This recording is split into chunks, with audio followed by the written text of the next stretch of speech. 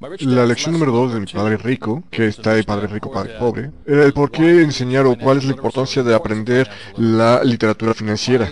Mi padre verdadero, como dije, tenía una educación formal y él se dedicaba a la educación como maestro en Hawái. Y él siempre creyó en la habilidad para poder leer libros, que es una gran habilidad. Mi padre rico, por el otro lado, me dijo, si tú vas a ser rico, debes ser literato financieramente hablando. Si tú no puedes leer estados financieros, si tú no puedes leer números, pues eres analfabeto financieramente hablando. Para ser rico tenía que leer estados financieros. Y él empezó a enseñarme a la edad de 9 años. Una de las grandes discusiones o problemas es que mi padre verdadero decía, hijo, nuestra casa es nuestra más grande inversión y es un bien muy importante. Y mi padre rico decía, ves, una persona puede ser no muy lista porque puede leer cosas, pero no puede leer estados financieros. Y entonces no puede decir que su casa no es un bien.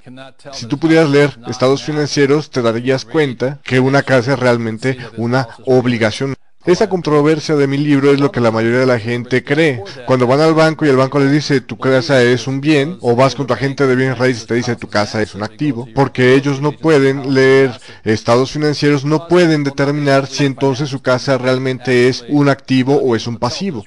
Así que la lección número 2 de mi padre rico, que es bien importante, es por qué enseñar literatura financiera.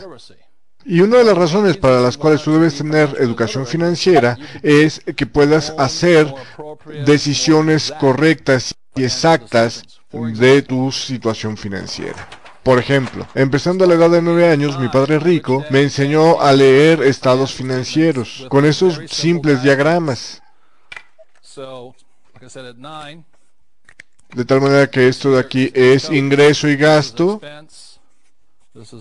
Esto es activos y estos son pasivos. Estas son las bases de la literatura o del conocimiento financiero. Entonces mucha gente piensa, por ejemplo, que la casa es un activo, pero como no pueden leer estados financieros, lo que realmente no pueden ver es que tu casa es realmente una obligación, es un pasivo, porque lo que determina algo realmente en un activo, en un pasivo, no es lo que tu banquero dice o tu contador dice, sino lo que se determina a través de una de las cosas más importantes financieramente hablando, que es el flujo de efectivo. Mi padre rico me dijo muy simplemente, un activo es aquello que te deja dinero. Así es como se ve el flujo de dinero en un activo. Hay dinero entrando en mi bolsillo, un activo. Y entonces este es el flujo de efectivo de un pasivo. Entonces cuando la gente está pensando en comprar una casa, piensa que es un activo. Pero si en realidad te fijas en lo que hace en tu flujo de efectivo, verás que el dinero está fluyendo fuera de tu bolsillo, no para adentro. Por eso es que mi padre rico decía que para la mayoría de la gente la casa en esos momentos no era un activo, era un pasivo. No te estoy diciendo que no compres una casa, lo que te estoy diciendo es que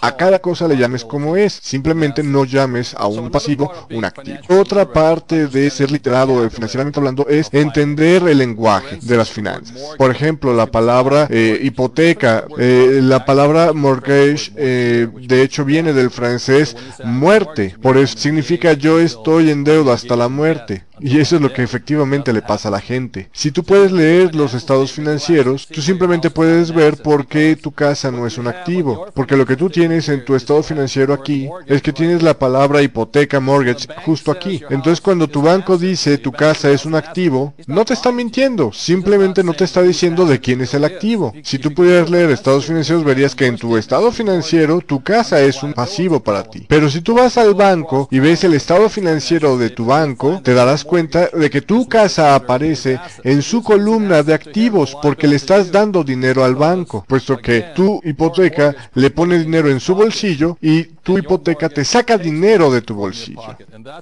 Así que de todas maneras tu casa sí es un activo, pero es el activo del banco. Así que la importancia de la literatura financiera si quieres ser rico es aprenderla y para eso diseñé el juego de mesa de Cash Flow.